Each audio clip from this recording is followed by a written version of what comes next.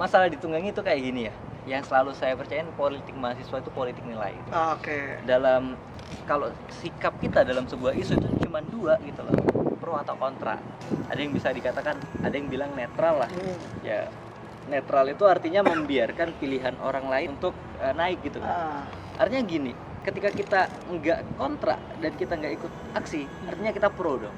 Iya, benar. Berarti ketika kita aksi ditunggangi oleh golongan satu yang kontra, kalau kita selalu menilai misal sikapnya sama dia ditunggangi, artinya yang pro ini yang nggak aksi ini ditunggangi sama yang pro juga gitu loh. Ditunggangi pemerintah, ya, misalnya ya. Ditunggangi pemerintah dan sebagainya. Pemerintahnya jangan disensor ya.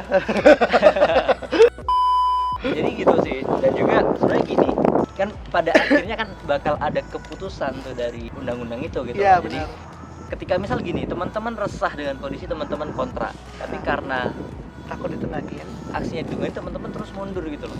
Ya, itu membuat sikap teman-teman dianggap pro gitu kemudian. Dan ketika teman-teman kontra datang ke aksi, yang katakanlah aksi itu ditunggangi, tapi teman-teman tidak menerima apapun dan teman-teman hadir untuk menolak RUU itu saja ya. Masalahnya di mana gitu loh. Iya, benar. Kan seperti itu posisinya.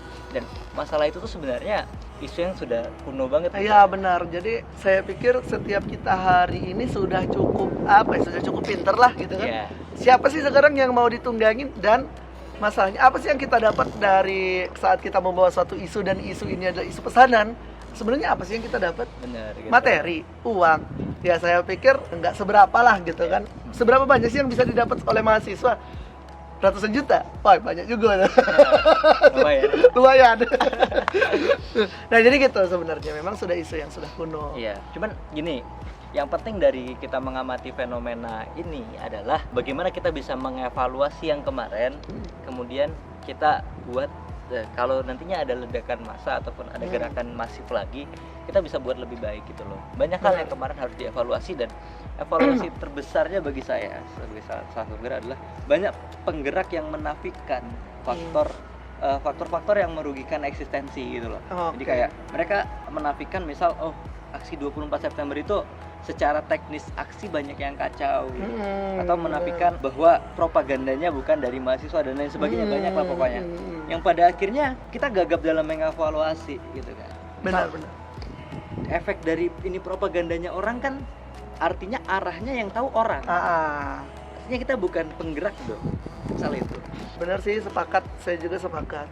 Karena narasi yang dibawa untuk Omnibus Law hari ini pun hampir orang-orang yang ngebawanya itu seperti tidak sepakat dengan mahasiswa gitu loh. Jadi Omnibus Law ini kalau saya perhatikan, orang-orang yang awalnya membawa isu ini adalah, pokoknya gini, saya pernah baca di Twitter, seruan kepada seluruh pelajar katanya. Jadi bukan mahasiswa, seruan kepada seluruh pelajar untuk turun ke jalan. Adik-adik pelajar jangan mau jadi martirnya mahasiswa.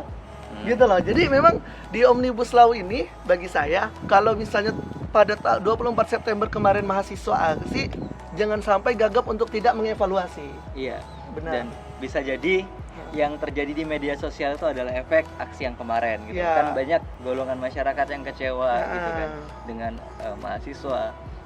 Artinya ya sebelum kita masuk ke ledakan, ayolah yang kemarin mungkin kepada yang gerak-gerakin, termasuk kemarin saya sendiri gitu ya, ataupun teman-teman yang lain, ayo kita evaluasi lah. Kalau kita keliling-keliling, kita nggak perlu kok membanggakan aksi tersebut gitu. Benar. Kita nggak perlu menyampaikan betapa heroisnya aksi tersebut, karena pertama itu banyak rekayasanya orang, yang kedua banyak kegagalan yang belum kita bayarkan, hasilnya belum ada gitu loh.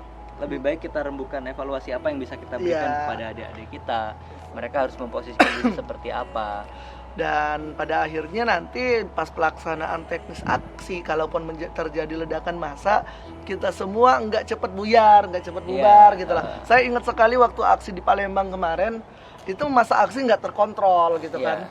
Saya salah satu orang yang aksi tapi tidak pakai apapun. Maksudnya saya nggak bawa latar belakang gitu. Kemarin nggak ada aksi gitu loh. Maksud saya nggak pakai alma mater, gaya saya nggak bawa bendera, karena saya datang sebagai seorang pribadi waktu itu, bukan sebagai anggota BEM atau sebagai mahasiswa. Saya datang sebagai seorang Dimas dengan pakaian saya yang benar-benar yang saya suka gitu kan. Tapi intinya di lapangan saya benar-benar melihat kekacauan teknis aksi. Iya. Dan dibandingkan dengan negara sebelah, Singapura, ya kan? Yang kemarin Singapura atau apa ya yang kacau kemarin?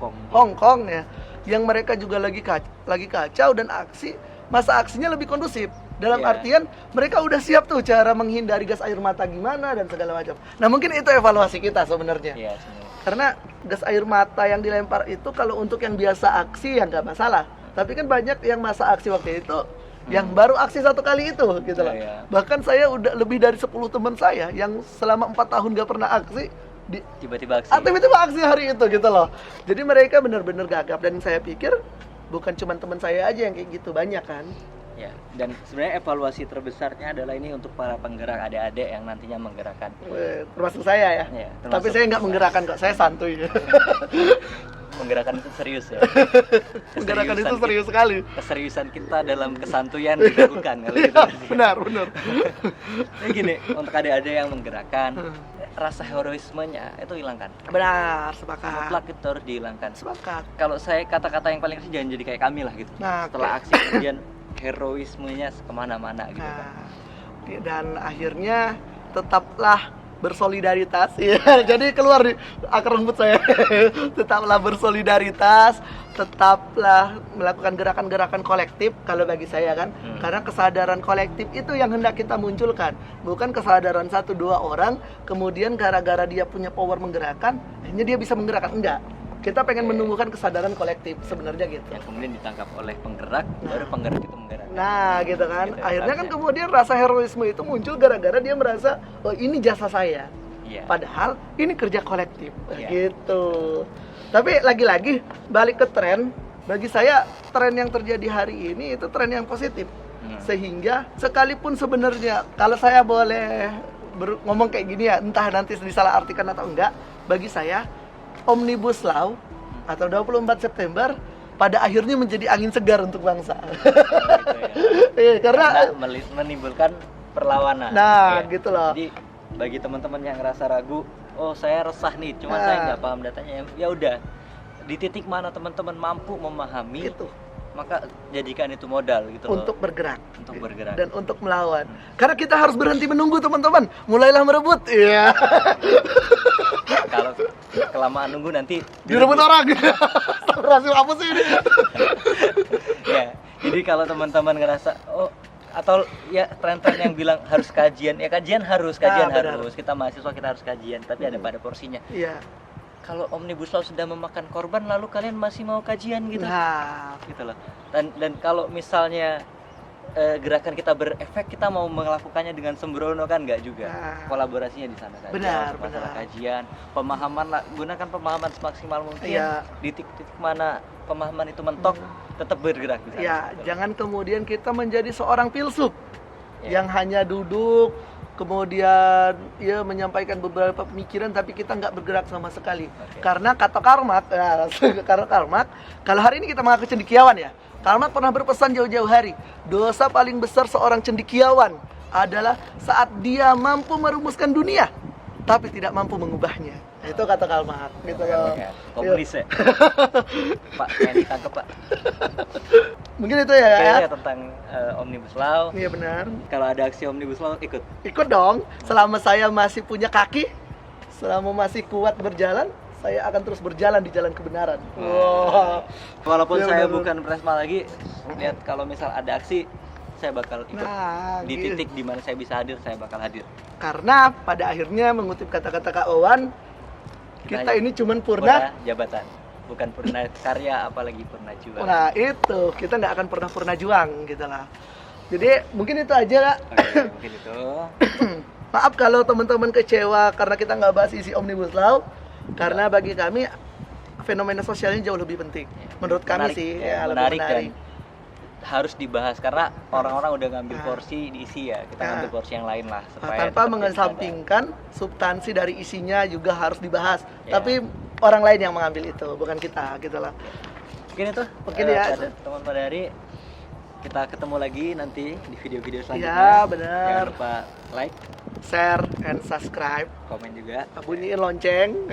Dan sekali lagi, kalau teman-teman pengen kita bahas apa, komen di bawah atau boleh DM. Bukan DM saya tapi boleh DM siapapun di antara ya, kami bertiga. di antara kami bertiga, antara kawan, aku, sama Vira gitu lah. Itu, terima kasih teman-teman yang sudah nonton. Ya, saya Dimas Mahir Perkasa. Saya Nimatul Haki Febriawan. Dan ada Vira yang nyuting Di belakang kamera. Ya, Kita putar nggak kameranya? Nggak. sekalian ngedit-ngedit juga. Dan Vira yang paling berjasa ngebuat saya jadi agak lebih ganteng di video ini ya. Editannya luar biasa. Editannya luar biasa gitu. Aslinya nggak seganteng ya. Oke, itu terima kasih. Assalamualaikum Warahmatullahi wabarakatuh. Siap. Ya.